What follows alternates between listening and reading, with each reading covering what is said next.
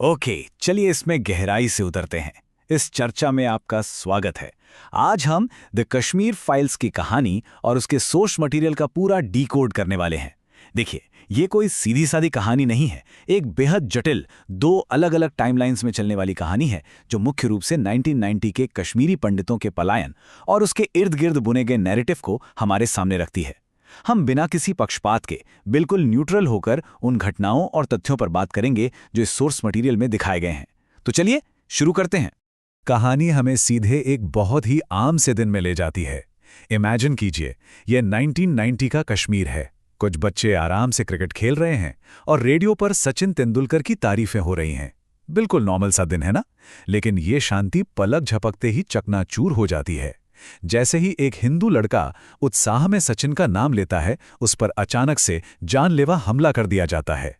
ये सीन हमें बिना किसी वार्निंग के उस खौफनाक माहौल के बीच लाकर खड़ा कर देता है जो 1990 के कश्मीर की जमीनी हकीकत थी। एक ऐसा समय जहां डर का साया आक्षरिक रूप से हर वक्त लोगों के सिर पर मंडराता रहता था। तो चलिए 1990 के कश्मीर से ही शुरुआत करते हैं और देखते हैं कि सोर्स मटेरियल में अतीत की इस भयानक जमीनी हकीकत का नक्शा कैसे खींचा गया है। चलिए देखते हैं कि ये सब कैसे शुरू हुआ और आगे बढ़ा। अगर हम 1989 से 1990 तक के घटनाक्रम पर नजर डालें तो शुरुआत होती है 1989 से, जब एक सब्जी वाला खुले पैसों के तौर पर पाकिस्तानी करेंसी वापस देता है। ये आने वाले तूफान का पहला सीधा संकेत था। फिर 1990 के शुरुआत में बिट्टा कराटे द्वारा टारगेटेड किलिंग्स और जबरदस्त धन परिवर्तन का एक खौफनाक दौर शुरू होता है। इसी बीच फिल्म एक ऐसा विचलित करने वाला मोड़ लेती है जिसे भूलना नामुमकिन है। पुष्कर के घर में अनाज के ड्रम में छिपे उसके बेटे को मार दिया जाता है और उसकी पत्नी शारदा को उसी खून से सने चावल खाने पर मजबूर किया जाता है। और फिर 1990 के आखिर तक आते आते एक बड़ा मास एक्सोडस होता है, जहां लाखों कश्मीरी पंडितों को अपना ही घर छोड़कर रिफ्यूजी कैंप्स की ओर भागना पड़ता है। अब अतीत से निकलकर सीधा आज के समय में आते हैं। यहां कहानी फोकस करती है कृष्णा पर, जो एक युवा स्टूडेंट है और अपने ही परिवार के इस भयानक अतीत से बिल्कुल अनजान है। और ये बहुत ही शानदार तरीके से दो अलग अलग दुनिया के सीधे टकराव को दिखाता है। एक तरफ है भ्रम, जहां प्रोफेसर राधिका यूनिवर्सिटी में कृष्णा को सिखाती हैं कि कश्मीर में कोई त्रासदी नहीं हुई, ये सब सिर्फ एक राजनीतिक झूठ था और इसके लिए असल में सेना जिम्मेदार थी। और दूसरी तरफ है ground reality, IAS officer Brahmadutt जैसे सर्वाइवर्स की हकीकत, जो बताते हैं कि कैसे वहां सुनियोजित तरीके से हिंसा हुई और 5 लाख कश्मीरी पंडितों को विस्थापित होना पड़ा। कृष्णा इन दोनों बिल्कुल विपरीत दावों के बीच फंसा हुआ है। कोई जेनोसाइड नहीं हुआ, वे सिर्फ राजनीतिक झूठ थे। ये सिर्फ एक कोट नहीं है, बल्कि ये उस वैचारिक हेरफेर को दर्शाता है जिसका कृष्णा शिकार हो रहा है। प्रोफेसर राधिका उसे पूरी तरह से ये विश्वास दिला देती हैं कि जो कुछ भी उसे बताया गया है वो सिर्फ प्रोपेगेंडा है और राज्य सरकार ही असली खतरा है। अब जरा वापस अतीत की तरफ चलते हैं और देखते हैं कि फिल्म में उस वक्त के सिस्टम की नाकामी और राजनीतिक उदासीनता को कैसे पोर्ट्रे किया गया है। ये ओ नेगेटिव ब्लड ग्रुप अस्पताल के एक बेहद दर्दनाक सीन का केंद्र है।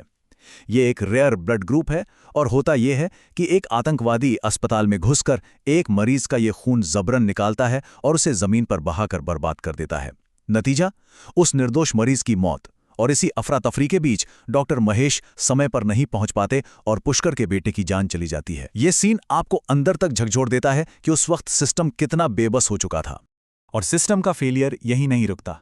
फिल्म दिखाती है कि कैसे आईएएस ऑफिसर ब्रह्मदत्त की लगातार चेतावनियों को मुख्यमंत्री पूरी तरह से नजरअंदाज कर देते हैं, बल्कि मुख्यमंत्री पर ही इस अराजकता को फंड करने के आरोप लगते हैं।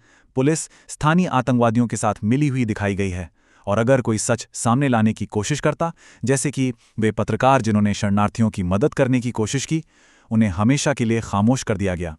एक पत्रकार को तो सरेआम पेड़ से लटकाकर मार दिया जाता है। इस बेतहाशा हिंसा का सीधा नतीजा क्या हुआ? चलिए इस विस्थापन के दर्द और रिफ्यूजी कैंप्स की उन भयानक सच्चाइयों पर बात करते हैं। पर्दे पर जो रिफ्यूजी कैंप्स की सच्चाई दिखाई गई है वो दिल तोड़ने वाली है। तंबुओं में जगह की भारी कमी, खाने और जरूरी दवाइयों का अकाल। जरा सोचिए, पुष्कर जो कभी अपने बड़े से घर में शान से रहता था, अब वो अपनी कमजोर होती आंखों के लिए एक चश्मा तक नहीं खरीद सकता और दिन में सिर्फ एक वक्त के खाने पर गुजारा कर रहा है। ये सिर्फ घर छिनने का नुकसान नहीं था, ये अपनी पूरी सांस्कृतिक पहचान खो देने और कभी वापस अपने घर न लौट पाने के अधूरे सपनों का एक ऐसा दर्द था जिसे शब्दों में बयां करना मुश्किल है। अब इस बारे में जो सबसे दिलचस्प बात है वो है इसका गहरा विरोधाभास। मानसिक और शारीरिक रूप से पूरी तरह टूट चुका पुष्कर हताशा में एक तख्ती पकड़े खड़ा है जिस पर लिखा है आर्टिकल 370 को हटाया जाना चाहिए। उसे खुद नहीं पता कि वो किससे मदद मांग रहा है। और दूसरी तरफ विडंबना देखिए, राजनेता इन रिफ्यूजी कैंप्स में हो रही मौतों का कारण वहां की गर्मी बताकर अपनी जिम्मेदारी से पल्ला झाड़ रहे हैं। अब हम कहानी के सबसे बड़े टर्निंग पॉइंट पर आते हैं।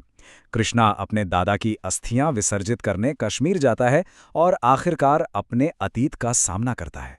मैंने सिर्फ 20 से 30 लोगों को मारा है। मैं भगत सिंह जैसा स्वतंत्रता सेनानी हूं। ये एक असल मीडिया इंटरव्यू से लिया गया वो रोंगटे खड़े कर देने वाला बयान है जो बिट्टा कराटे बहुत ही कैजुअली देता है। जब कृष्णा की मुलाकात बिट्टा से होती है तो बिट्टा अपनी हर हरकत को सही ठहराने की कोशिश करता है और पंडितों के जबरन पलायन से साफ इनकार कर देता है। जब कृष्णा भ्रम में आकर ये दावा करता है कि कोई जेनोसाइड नहीं हुआ था, तब ब्रह्मदत्त का सब्र टूट जाता है। वो कृष्णा के सामने 3 भारी फाइलें रख देते हैं। ये फाइलें सिर्फ कागज नहीं थी, इनमें दशकों पुरानी न्यूज़ क्लिपिंग्स, तस्वीरें और सोर्स मटेरियल के अनुसार वो अटल सच्चाई दर्ज थी जिसे झुटलाया नहीं जा सकता।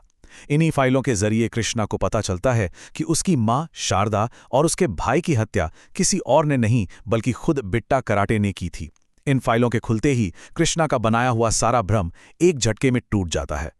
अब हम इस चर्चा के आखिरी और सबसे अहम हिस्से की तरफ बढ़ रहे हैं, यूनिवर्सिटी में क्लाइमैक्स और वो आखिरी रूह कपा देने वाला फ्लैशबैक। यूनिवर्सिटी में प्रोफेसर राधिका अभी भी अपना नैरेटिव सेट कर रही होती हैं, लेकिन इस बार कृष्णा जाकर सीधे उनके हाथ से माइक ले लेता है और फिर वो बिना रुके पूरी एनर्जी के साथ वो इतिहास सबके सामने रख देता है जो उसने अभी अभी खोजा है। वो ऋषि कश्यप की विरासत की बात करता है, इस्लामिक प्रभावों के आने का जिक्र करता है, सुनियोजित तरीके से हुए जबरन धर्मांतरण को उजागर करता है और अंततः उन 5 लाख कश्मीरी पंडितों के दर्दनाक पलायन की सच्चाई को पूरी दुनिया के सामने बेबाक तरीके से रख देता है। और इसके बाद फिल्म एक आखिरी बेहद खौफनाक फ्लैशबैक में ले जाती है।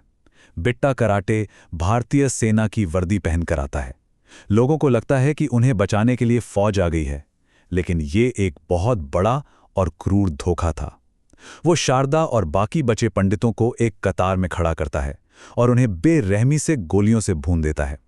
ये सीन इतना विचलित करने वाला है कि ये लंबे समय तक आपके दिमाग से नहीं निकलता। ये उस परिवार के दर्दनाक अंत पर एक दुखद मोहर लगा देता है। तो यहाँ पे सबसे अहम बात यह है कि एक तरफ वो ऐतिहासिक त्रासदी है जिसे लोगों ने सच में झेला है और दूसरी तरफ आज के मॉडर्न पॉलिटिकल नैरेटिव्स हैं।